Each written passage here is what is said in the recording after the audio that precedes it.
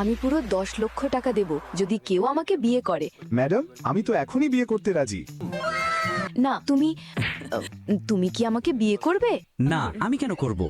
এই নাও 10 লাখ টাকা। এখন তো টাকা নিয়েই ফেলেছো, প্লিজ না করো না। আরে ও থামো। রাজ স্যার, আজ তো রয়্যাল গ্রুপের সাথে 200 কোটি টাকার মিটিং আছে, আপনাকে যেতেই হবে। মিটিং ক্যান্সেল করে দাও, আজকে আমার বিয়ে।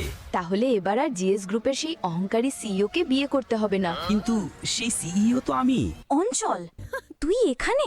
তুই সত্যি বিয়ে করে ফেললি এই সাধারণ মিস্ত্রির সাথে? মিস্ত্রি তো মানুষই, খারাপ কে আছে? ওরাও তো কঠোর পরিশ্রম করে খায়। ঠিক আছে, সন্ধ্যায় ডিনারে দেখা হবে। এখন চলো তাড়াতাড়ি কাপড় খুলে ফেলো। আরে থামো, ধৈর্য ধরো। আরে আমি তো স্নানের কথা বলছি, তাড়াতাড়ি গোসল করে তৈরি হয়ে এসো।